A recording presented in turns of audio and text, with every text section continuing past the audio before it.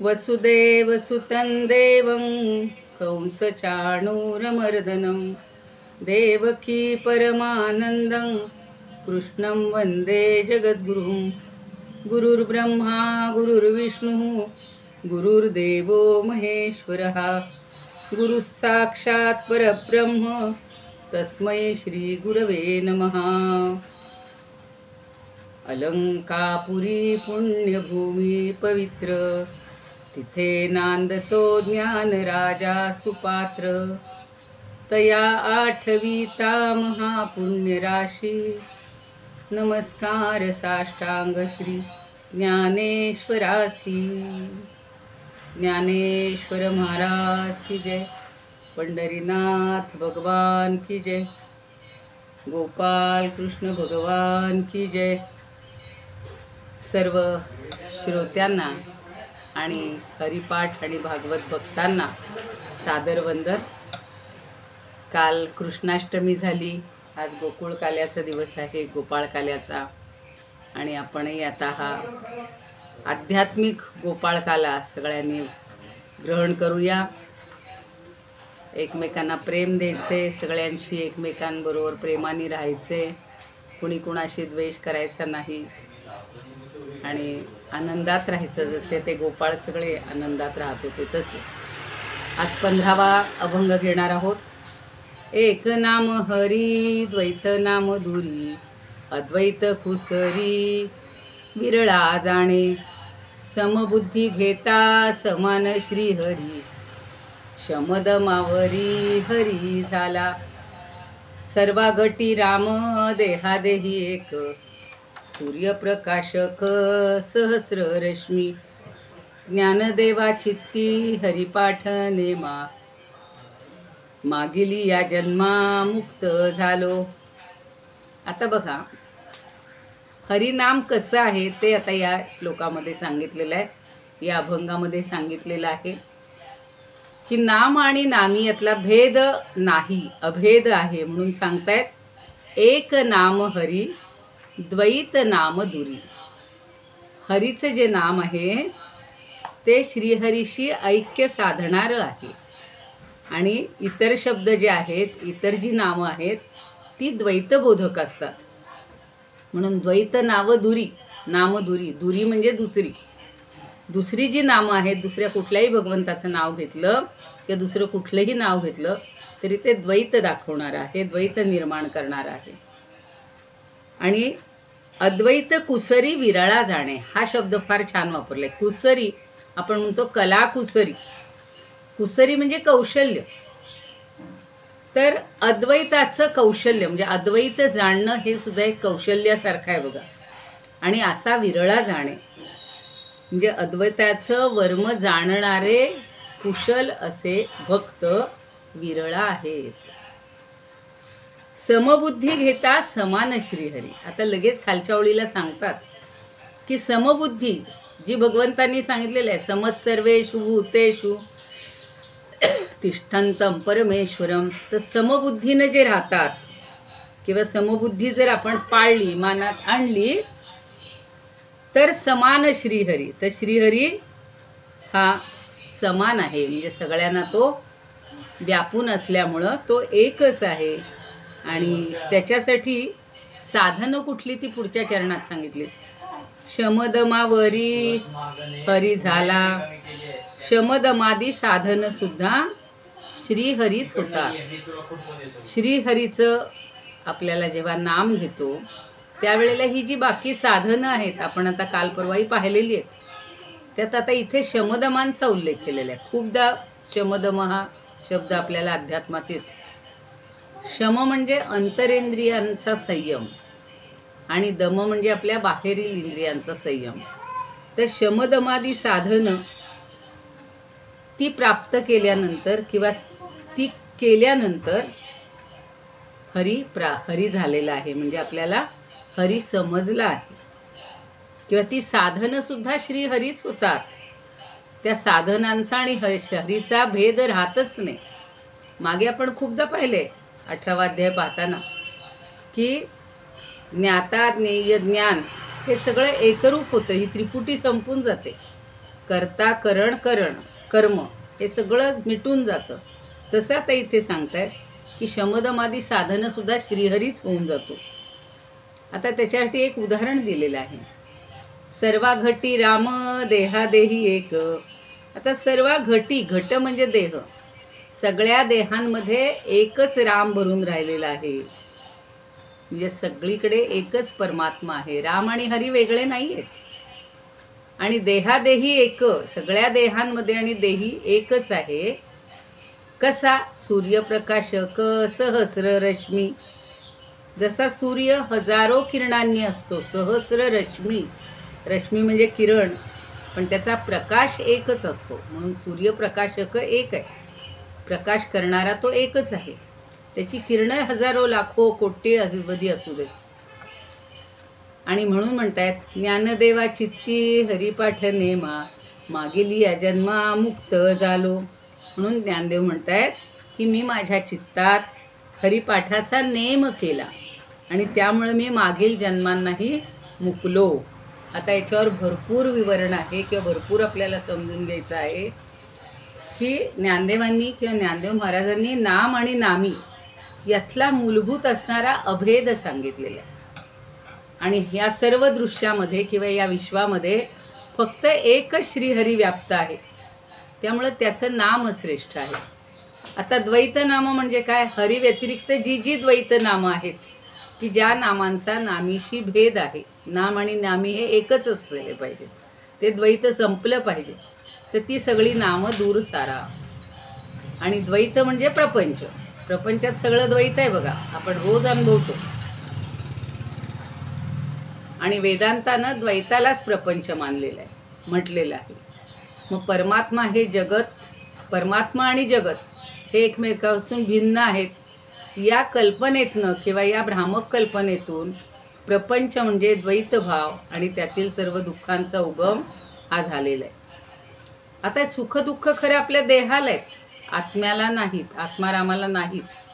अशी ज्यांची श्रद्धा आहे त्यांना प्रपंच स्पर्श करू शकत नाही. म्हणून ज्ञानदेवांना, तुकारामांना, समर्थांना ते कधीही प्रपंचातल्या सुखदुःखाशी एकरूप झाले नव्हते.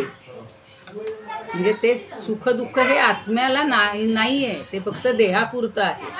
आणि म्हणून द्वैतबुद्धीचा त्याग करून सगळ्या प्रपंचाकडं एक तटस्थ वृत्तीनं पाहणं म्हणजे कौशल्य. ते कौशल्य आहे.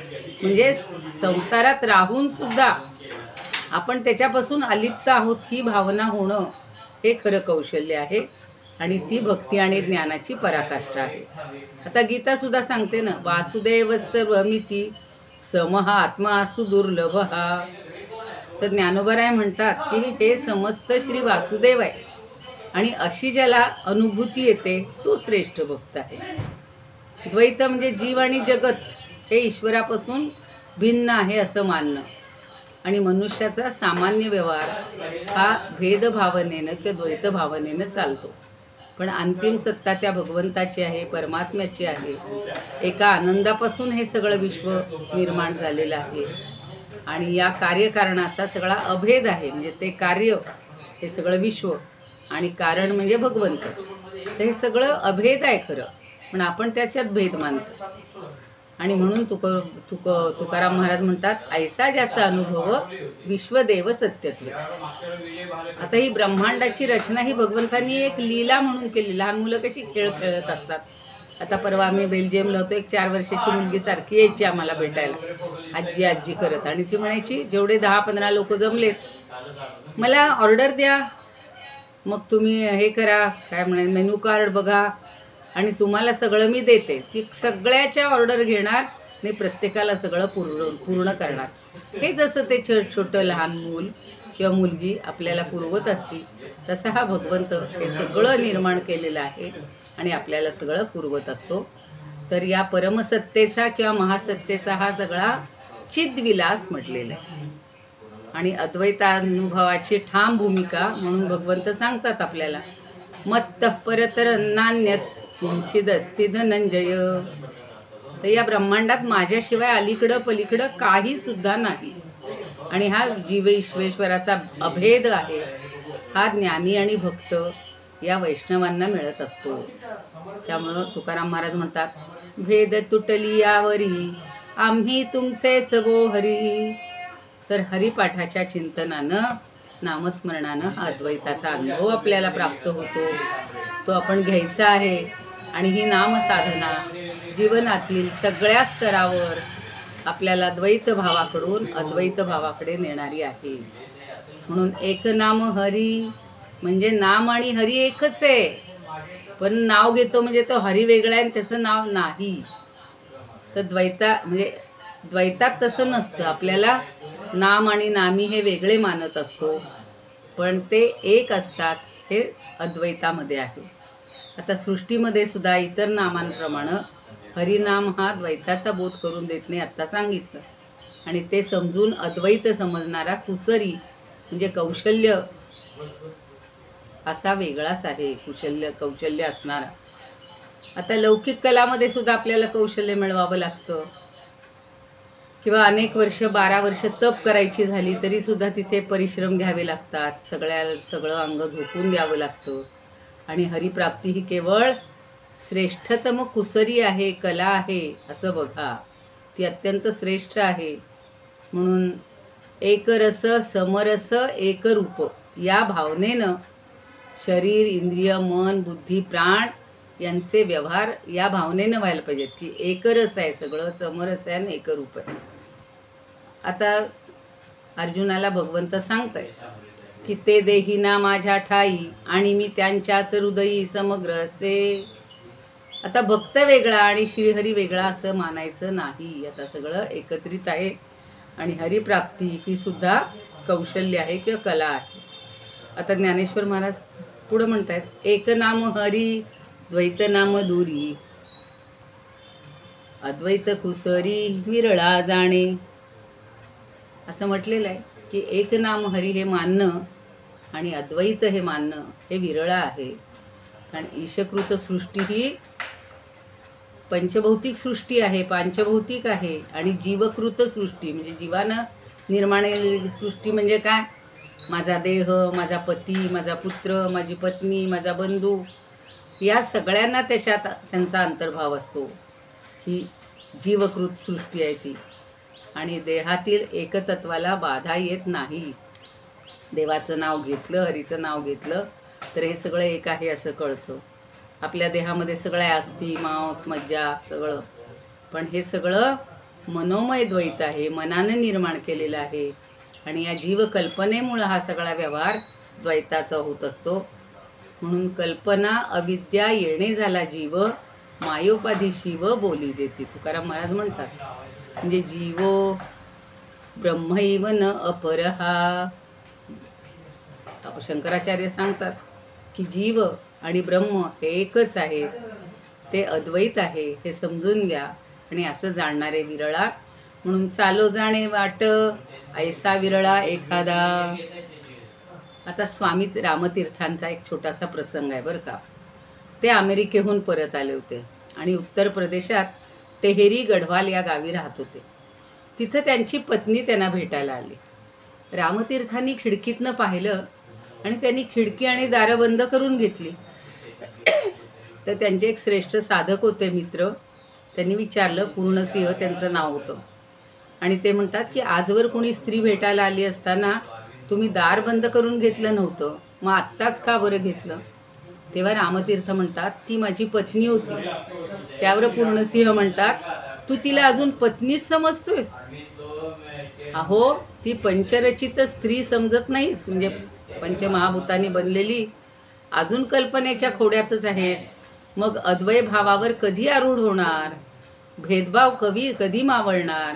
म्हणजे अजूनही अशी भावना असतेच. तेही अजून एक नंतर पुन्हा मी किस्सा कधीतरी सांगेन. तर सगळे हे भेद जे आहेत हे मावळले पाहिजेत. भेद सारे मावळू द्या असं म्हणलेलं आहे गाण्यामध्ये. सगळेच देह हे पंचभूताचं कार्य आहे. ईशसृष्टी, त्यांच्यावर आपण केलेल्या कल्पना आणि ही जीवसृष्टी ही सगळी अद्वैत कुसरी म्हणजे विरळ आहे. ती आपण एकच मानायला पाहिजे. म्हणून पुढं सांगतायत, समबुद्धी घेता समान श्रीहरी समबुद्धीनं घेतलं, स्वीकार केला म्हणजे श्रीहरी समान आहे. म्हणजे श्रीहरीच्या समान प्राप्तीकरता समबुद्धीची अपेक्षा. समबुद्धी म्हणजे काय? रागद्वेष रहित. किंवा भगवंत सांगतायत समोहम सर्वभूतेषु न मे द्वेषोस्ति न प्रिय. माझ्या दृष्टीनं सगळे समान आहेत, द्वेष नाही, कोणी प्रिय नाही. म्हणून ज्ञानदेव म्हणतात तो मी पुससी कैसा, जो सर्वभूती सदा सरिसा, जेथे आप परायसा भागू नाही. तर श्रीहरी जर सम आहे तर त्याची प्रतीती का बरं आपल्याला येत नाही?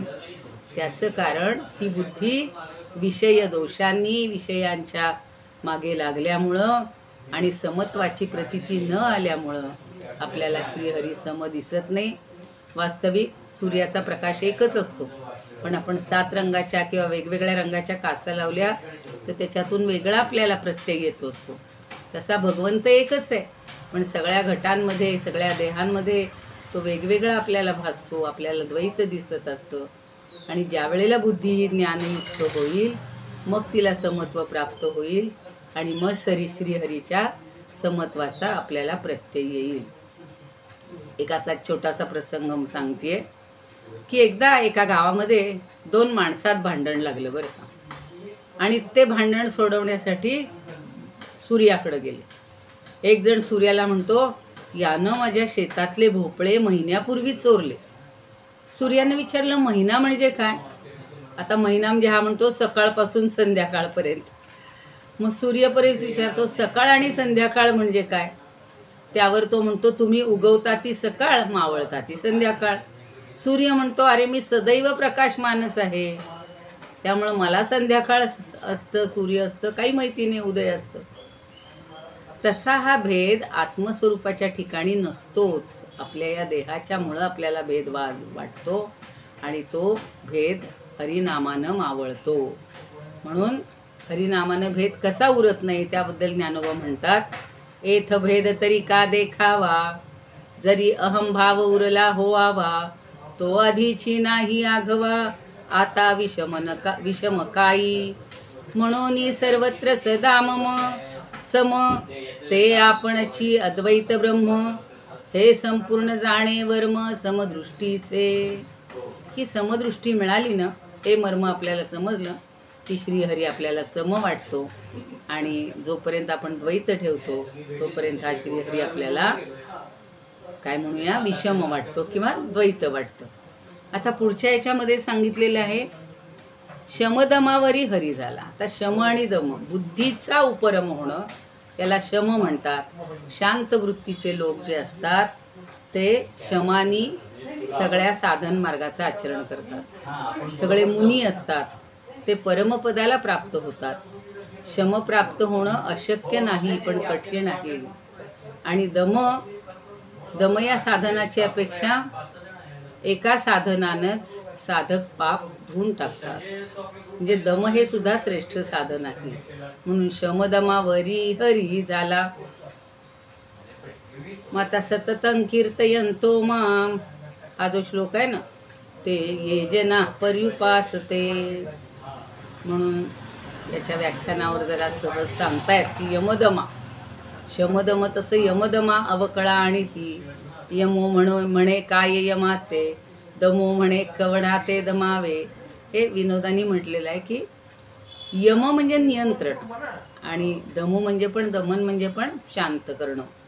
तर ह्या 2 गोष्टी आपण समजून घ्यायच्यात. 3रं चरण आहे सर्वा घटी राम, देहादेही एक, सूर्यप्रकाशक सहस्र रश्मी. घट्ट शब्द मला ते लगेच गाणं आठवतं. घटाघटांचे रूप आगळे, प्रत्येकाचे दैव वेगळे, तुझ्या विना ते कोणा न कळे, मुखी कुणाच्या पडते लोणी, कुणामुखी अंगार, तू वेडा कुंभार. तर घट म्हणजे मातीचे, ते घट शब्दशा अर्थ नाही घ्यायचा, कारण मातीचे असतात, पत्र्याचे असतात, पितळ्याचे असतात, तांब्याचे असतात, चांदीचे असतात, अहो सोन्याचे सुद्धा असू शकतात. पण ते जरी वेगळं असलं तरी त्यातलं जलतत्व एकच असतं.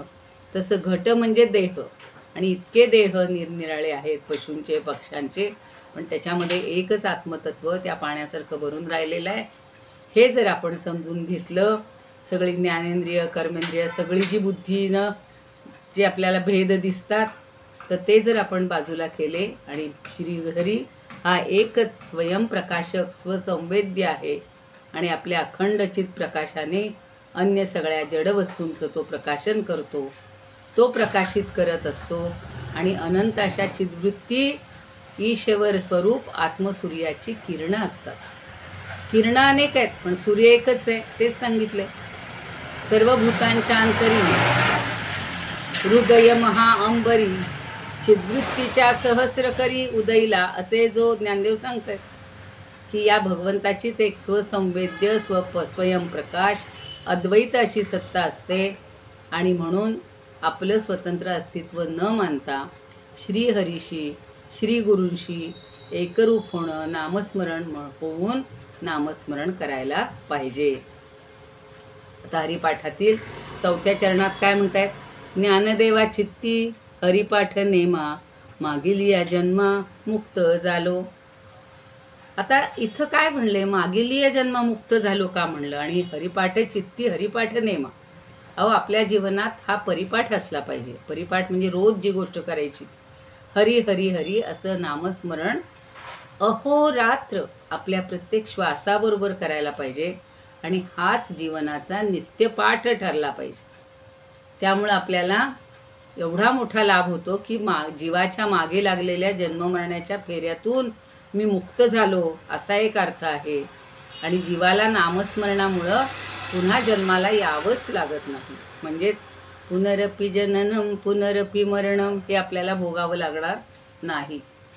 म्हणून जन्माचे ते मूळ पाहिले शोधुनी दुःखासी कारण जन्म घ्यावा.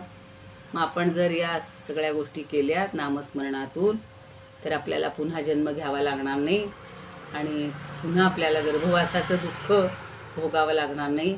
मग आपल्याला मुक्ती किंवा आत्मसाक्षात्कार हा लवकर होऊ शकतो आणि स्वस्वरूपाच्या किंवा आत्मारामाच्या सच्चित आनंद नित्य शुद्ध बुद्ध अशा या बुद्धमुक्त अशा या आनंद स्वरूपाच्या देहाभिमान त्यागामुळं राग द्वेष इत्यादी आपल्याला सगळं नष्ट होणार आहे. आणि ते होण्यासाठी आपल्याला अखंड हरिमुखे म्हणा हरिमुखे म्हणा पुण्याची गणना कोण करी असोनी संसारी जिव्हे वेगू करी. आता पहिली ओळ पुन्हा सांगत नाही आहे. सगळ्यांनी हरी नाम घेऊया मुखातून. आणि आता भागवतातल्या पुढच्या कथेकडं आपल्याला जायचं आहे. काल आपण पाहिलेलं होतं त्या तृणावर्ताचा आणि हे काय म्हणूया आपण नाश झालेला आहे आणि स्वतः साक्षात यशोदा मैयाला सुद्धा भगवंतांनी विश्वरूप दर्शन दिलेलं आहे. जांभई घेता घेता जांभई देता देता. तसं आज पुढे आपण पाहणार आहोत.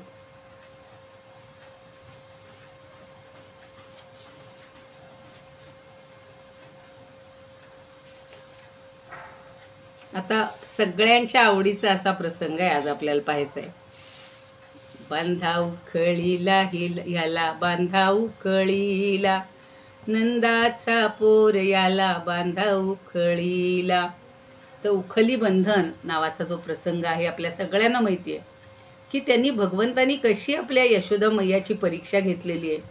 आणि तो मैयामध्ये इतका रमलेला असतो की शुकाचार्य सांगतायत, अरे परीक्षिता, एके दिवशी काय झालं तर आपल्या घरातील सगळी कामं यशोदा मैयानं दासदासींना सगळ्या नेमून दिली होती दुसरी कामं.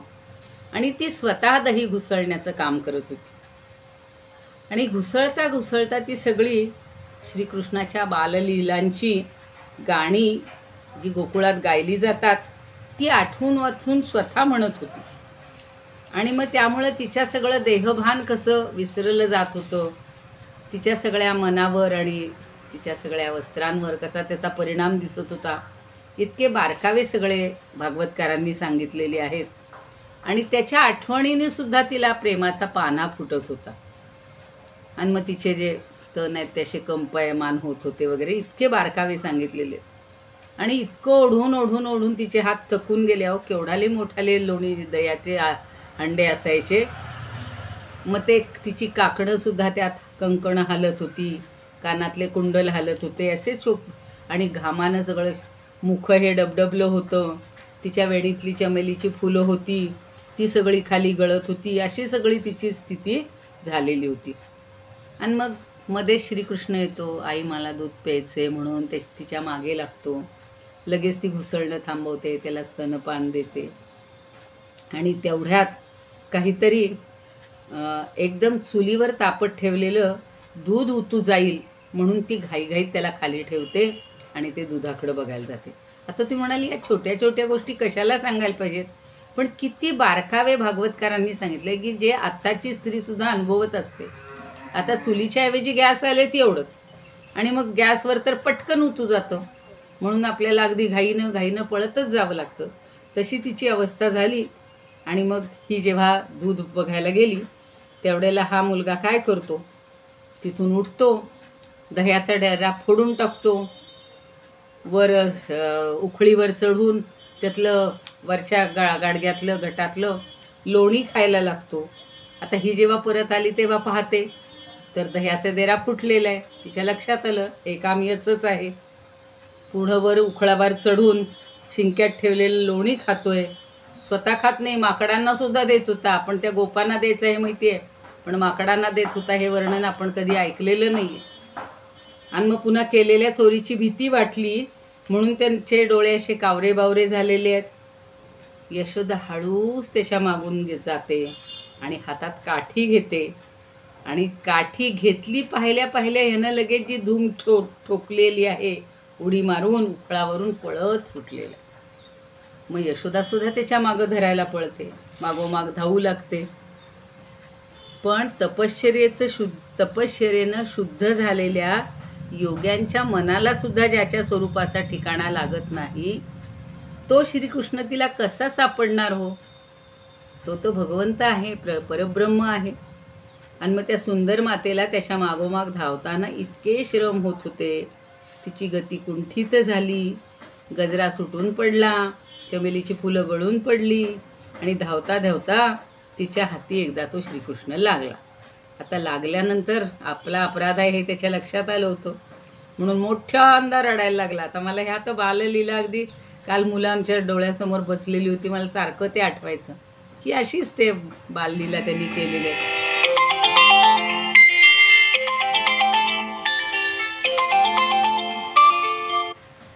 आणि मग अशा स्थितीत आवाज येतोय ना, त्याचा हात धरून त्याला भीती दाखवण्यासाठी यशोदा त्याला खोटं रागवते.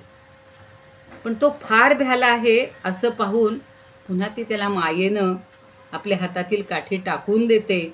आणि त्याचं सामर्थ्य काय आहे हे न जाणल्यामुळं त्याला एका दाव्यानं बांधून ठेवायला लागते. आता ही तर गोष्ट सगळ्यांना माहिती आहे. तर ते गाईची दावी असायची, इतक्या गोधन त्यांच्याकडं होतं. उखळीला बांधतीये, तिच्या मनात आणलं, बांधायला लागली, पण 2 बोटं कमी पडायला लागलं दावं. आता हा चराचर विश्वाचा स्वामी होता हो, त्याला ते एवढंसं दावं काय पुरणार आहे. आणि जगामध्ये अंतर्बाह्य भरून राहिलेलं आहे आणि जो केवळ जगत स्वरूप पण आहे, मनुष्यरूप धारण केलेलं आहे. आणि अशा या जगदव्यापी पुत्राला तिला काही ते बांधता येईना. तिनं दावं घेतलं, 2 बोटं कमी पडलं. पुन्हा दुसरं जोडलं तरी 2 बोटं कमी. तिसरं चौथं करता करता घरातली जेवढी दावी होती तेवढी तिनं जोडलीत आणि त्याला बांधलीत, तरीही 2 बोटं कमीच पडले. शेवटी कृष्णालाच कंटाळा आला म्हणा की तिची दया आली आणि त्याची आईचे प्रयत्न सगळे मातेचे प्रयत्न निष्फळ होत आहेत हे पाहून सगळ्या गोपी पण हसायला लागल्या कदा. यशोदाला आश्चर्य वाटते, अरे मी एवढी दावी करतोय तरी हा मावत नाही आहे, ह्याला पुरत नाही आहे. मग शेवटी आपल्या आईची निराशा झाली हे पाहून त्याच्या लक्षात आलं की आईला खूप श्रम पडलेले आहेत, ती घामाघूम झालेली आहे. आणि मग तिच्या वेणीतला गजरा काय निसटला आहे, सगळ्या गोष्टी काय सुटून चाललेल्या आहेत म्हणून त्याच्या मनात खूप कळवळा येतो आणि आपणहूनच तो तिच्याकडून स्वतःला बांधून घेतो. म्हणून मला ते गाणं फार अगदी लहानपणी तर सारखं म्हणलं जायचं, बांधा उखळीला याला, बांधा उखळीला नंदाच्या पोरयाला, बांधा उखळीला. सगळ्यांनी प्रयत्न केले तरी शेवटी त्यानं स्वतःलाच बांधून घेतलेले. परमात्मा आहे हो तो, तो कुणाच्या बंधनात जखडणार नाही आहे, त्याला आपल्याला बंधनात ठेवता येणार नाही. सगळे लोकपाल, सगळे देवसुद्धा ज्याच्या अधीन आहेत, अशा त्या जगदात्म्या श्रीहरीनं भक्तांच्या अधीन असणं किंवा तो भक्तांच्या अधीन असतो. कालच्या कीर्तनात माझा हाच मुद्दा होता की भक्तांसाठी तो सगळं करत असतो, भक्तांच्या अधीन होत असतो आणि मोक्ष देत असतो सगळ्या आपल्या प्रिय भक्तांना. तर असा त्याचा प्रसाद या यशोदा मातेला आणि सगळ्या गोपिकांना मिळालेला आहे. ब्रह्मदेव, शंकर, फार काय तर भगवंताच्या वक्षस्थळाच्या आश्रयानं असलेल्या लक्ष्मीला सुद्धा जे प्राप्त झालेलं नाही, असा हा यशोदानंदन प्रेमपूर्वक भक्ती करणाऱ्यांना जसा सहज साध्य आहे, तसा देहाभिमानी पुरुषाला तर मुळीच नाही. ज्याचा देहावर अभिमान आहे, जो देहाशीच जोडलेला आहे, त्याला हा काही सहजासहजीच प्राप्त होणार नाही. आपण आत्ता पाहिलं, सर्वा घटी राम, देहादेही एक. खरा तो एक आहे, पण आपण मात्र भिन्न मानत असतो. आणि मग याप्रमाणे श्रीकृष्णाला बांधून यशोदा गृहकृत्यात गुंतलेली असताना आता पुढची कथा आपल्याला पाहिजे की कुबेराचे जे पुत्र होते दोन, नल आणि कुबर, नल कुबेर म्हटलेलं आहे त्यांना, आणि मणिग्रीव, तर ते दोघं वृक्षांच्या रूपात त्याला दृष्टीला पडतात आणि त्यांचा कसा उद्धार केलेला आहे ते आपल्याला पुढच्या भागात पाहायचं आहे. पण त्यांच्या उन्मत्तपणामुळं शेवटी कुबेराचे पुत्र असले, कुबेर चांगला होता पण त्याचे पुत्र असले तरीसुद्धा त्यांनी उन्मत्तपणा केल्यामुळं त्यांना नारदांनी शाप दिलेला होता आणि मग त्यांचा उद्धार आता भगवंत करणार आहेत. हा आपल्याला पुढच्या याच्यामध्ये भाग आहे. थोडासा होईल, 2-4 मिनिट बघूया. आता सुरुवात करून ठेवू नये. आता परीक्षित विचारतोय की भगवन, त्या कुबेरपुत्रांना शाप मिळण्यासारखं त्यांनी कोणतं निंद्य कर्म केलेलं होतं ते मला सांगावं. कारण उत्सुकता असते घरामध्ये सुद्धा, एकमेकांना विचारतात, असं का झालं, तुला मार्क कमी का पडले, तुझं काय चुकलं, किंवा तुझी नोकरी का गेली, किंवा तुझ्या घरावर जप्ती का आली, असे सगळे प्रश्न आपण विचारत असतो एकमेकांना, नाही? किंवा आजाराचं काय कारण, काय झालं हो तुमच्या मुलाला, कशामुळं तो आजारी पडला, असे सगळे प्रश्न असतात आणि मग त्याला उत्तर देणारा देत असतो. आता शुकाचार्य सांगतायत की राजा, हे कुबेराचे पुत्र रुद्राचे सेवक असल्यामुळं अतिशय गर्विष्ठ झाले होते. कारण रुद्र हा सगळ्यात श्रेष्ठ देवता तशी मानली जाते. कालच आपण सगळ्यांनी शंकराची आराधना केलेली आहे. आणि मग त्यांनी काय केलं तर वारुणी नावाचं मद्य प्यालेल, अतिशय उन्मत्त झाले होते आणि त्या मद्याच्या मदानं त्यांचे डोळे अगदी धुंद झालेले असायचे. आणि अशा स्थितीत त्यांनी काय केलं तर गायन करणाऱ्या अप्सरांसह कैलास पर्वतावरील गंगाकाठच्या एका सुंदर उद्यानात संचार करीत होते आणि तिथं कमळांनी भरलेल्या गंगेच्या उदकात प्रवेश करून हत्तीणींबरोबर क्रीडा करणाऱ्या गजराजांप्रमाणे शोभणारे ते कुबेरपुत्र त्या तरुणींबरोबर क्रीडा करू लागले. हत्तीणींची हत्तीची उपमा दिली की तसे हे दोघंजण तिथल्या त्या सगळ्या रमणींबरोबर, तरुणींबरोबर रमायला लागले. आता तिथून देवर्षी नारद जात होते. त्यांनी तो सगळा प्रकार पाहिला आणि हे कुबेरपुत्र मद्य घेतल्यामुळं उन्मत्त झाले आहेत असं त्यांनी जाणलं. आणि नारदाला पाहताच त्या नग्न अवस्थेत असलेल्या त्या स्त्रियाही लज्जित झाल्या आणि शापाच्या भीतीनं लगबगीनं बाहेर येऊन त्यांनी वस्त्र परिधान केले. पण त्या वस्त्रहीन कुबेरपुत्रांनी मात्र देवर्षींची मर्यादा राखली नाही. तेव्हा त्या कुबेरपुत्र संपत्तीच्या मदानं, अंध आणि मदिरेच्या मदानं धुंद झाल्यामुळं त्यांच्या कल्याणासाठी त्यांना शाप देण्याच्या उद्देशानं नारद ऋषी म्हणतात की कुलीनता, विद्वत्ता इत्यादी सगळ्या गोष्टी प्रिय अशा भोगविषयांचं सेवन करणाऱ्या पुरुषांच्या बुद्धिभ्रंशाला कारणीभूत होतात. पण संपत्तीच्या मदापासून जितका बुद्धिभ्रंश होतो तितका दुसरा कशानेही होत नाही.